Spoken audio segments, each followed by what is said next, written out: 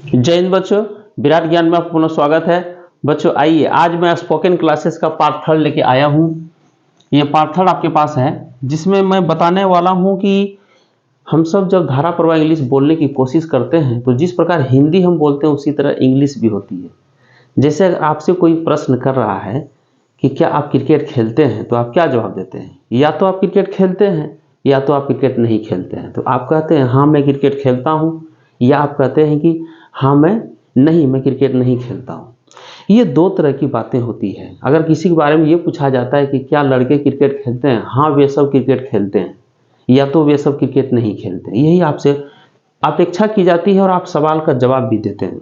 तो वही मैं आज टॉपिक भी रखा हूँ कि how to ask a question and how to reply. आप किस प्रकार से किसी से प्रश्न पूछ सकते हैं और किस प्रकार से किसी को जवाब दे सकते हैं। ये बहुत ही इंपॉर्टेंट टॉपिक है स्पोकन क्लासेस में।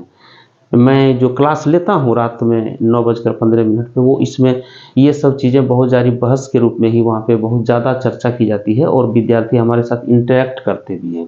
लेकिन अगर आप हमसे जुड़े नहीं हैं तो जूम मीटिंग में जुड़ने के लिए आप 91 35 85 82 24 व्हाट्सएप ग्रुप है, उस पर आप लिंक हमें हाई लिख करके और शेयर कीजिए। उसके बाद मैं उस पर लिंक भेजूंगा, आपको उस ग्रुप में जोड़ दूंगा। विराट ज्ञान एक ग्रुप हम बनाए व्हाट्सएप ग्रुप, इसमें जोड़ दूंगा। तो आप वहाँ पे, ये मैं बीच बीच में वीडियो डालते रहता हूँ जिसमें कि आपको कुछ समझ आए कि आखिर में कैसे इस टॉपिक को लेके आगे बढ़ रहा हूँ स्पोकन क्लासेस को। तो अगर आप जुड़ना चाहते हैं तो यहाँ पे आप या तो कॉल भी कर सकते हैं। लेकिन चलिए, बहरहाल हम यहाँ पे जो हमारे बच्चे हैं वो अच्छी तरह से समझ रहे हैं। तो हम जो टॉपिक बताते हैं उसमें 6 प्रकार का सेंटेंस है, 6 प्रकार का। तो वो 6 प्रकार का सेंटेंस बहुत ही इंपॉर्टेंट होता है किसी भी टेंस का।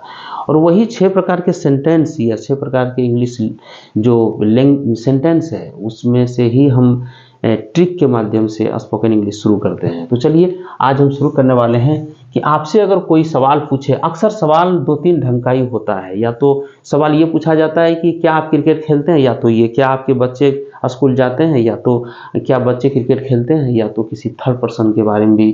थर्ड पर्सन तो बच्चे हो ही गए, आपके परिवार के बारे में, क्या आपकी दीदी ऑफिस जाती है, क्या आपकी दीदी बीए में पढ़ती है, इस तरह से सवाल ही पूछा जाता है। तो उसी का जवाब हम कैसे देंगे उसके बारे में हम चर्चा करने वाले हैं। सवाल पूछने के लिए हमारे पास 4 ऑप्शन है। देखिए 2, 3, 5 और 6, ये सवाल पूछने के लिए है। और जवाब देने के लिए अगर पॉजिटिव में जवाब देनी हो तो 1 नंबर से हम आंसर देंगे और फिर 4 नंबर से आंसर देंगे। लेकिन ये 4 नंबर का जो आंसर होगा ये वो निगेटिव होगा, ये निगेटिव होगा और ये पॉजिटिव में होगा। और क्वेश्चन हम जो पूछते हैं वो अक्सर 2 से 3 से या तो 5 और 6 से, ये दोनों से पॉजिटिव क्वेश्चन पूछा जाता है, ये दोनों से निगेटिव क्वेश्चन पूछा जाता है। तो चलिए आज मैं शुरू करता हूं कि आखिर किस प्रकार से क्वेश्चन। देखिए पहला सवाल है, do you play cricket?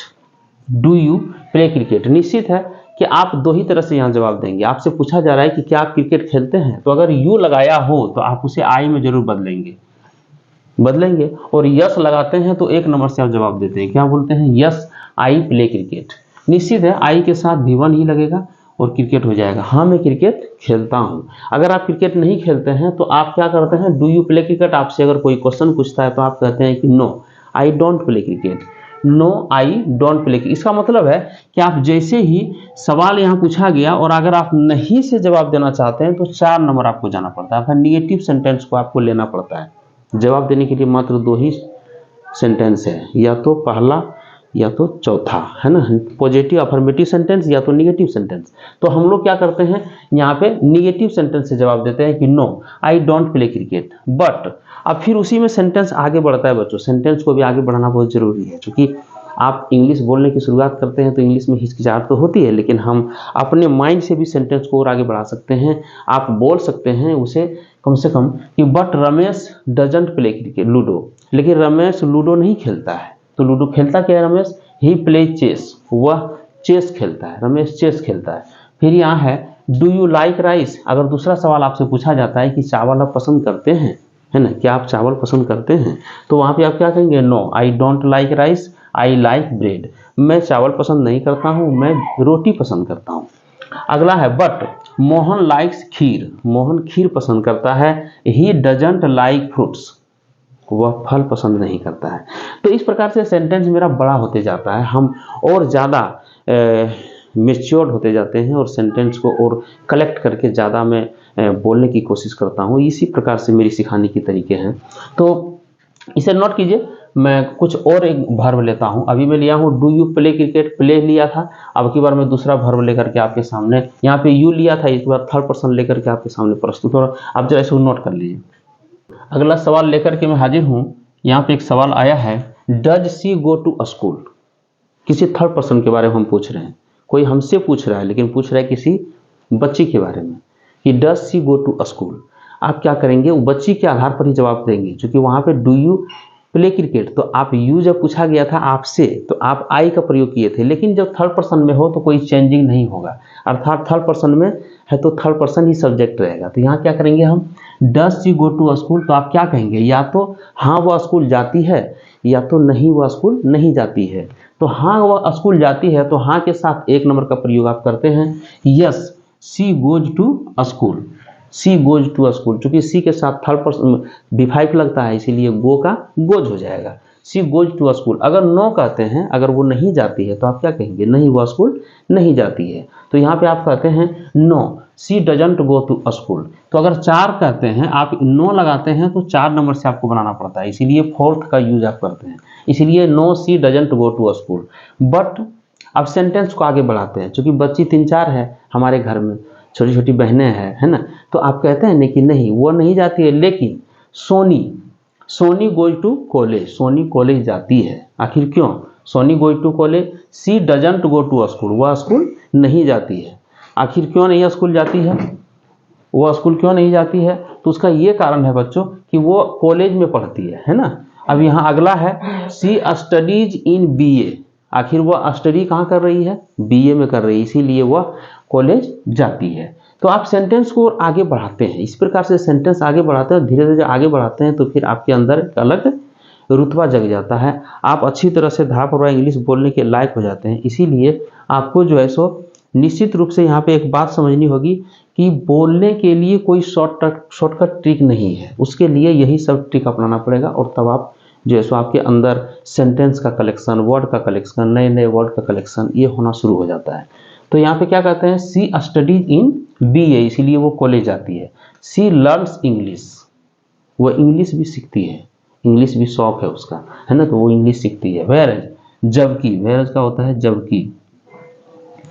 Rohit doesn't go to college, जबकि रोहित कॉलेज नहीं जाता है। अब रोहित के बारे में भी चर्चा आप कर रहे हैं, क्योंकि आपसे पूछा गया किसी अमुक लड़की से, आपकी बहन हो, आपकी बच्ची हो, जो भी हो, उसके बारे में पूछा गया, लेकिन आप और जो आपके नेबरहुड में जो बच्चे हैं, बच्चियां हैं, उसके बारे में तो बोलेंगे, क्योंकि सेंटेंस हमको आगे बढ़ाना है।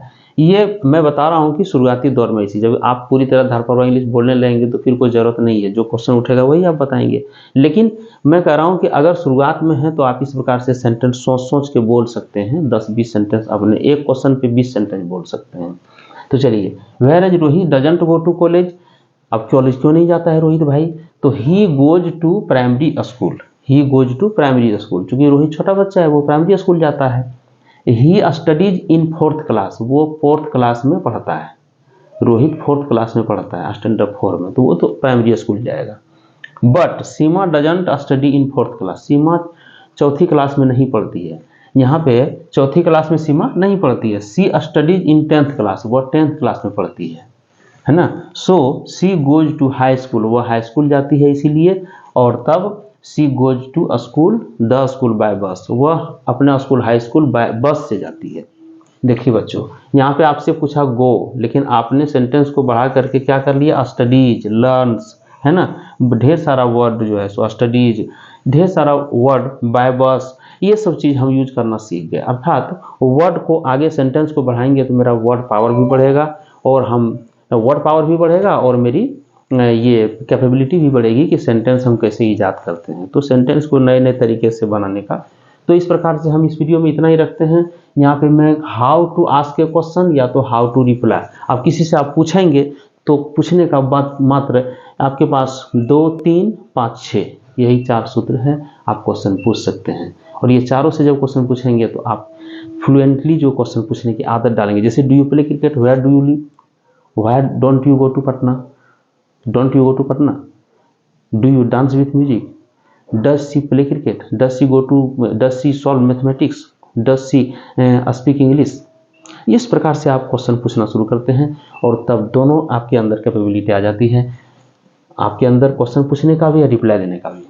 चलिए इस वीडियो में इतना ही रखने वाले हैं, नोट कर लीजिए इसे। अगर हमारे वीडियो पर हमारे चैनल पर पहली बार है तो चैनल को लाइक, सब्सक्राइब और शेयर करना मत भूलिएगा। अगर हल्का भी अच्छा लगा हो तो शेयर भी कीजिए, कमेंट भी कीजिए और लाइक जरूर कीजिए। चलिए नए वीडियो के साथ पुनः हाजिर होता हूँ बच्चों। जय हिंद बच्चों, जय भारत।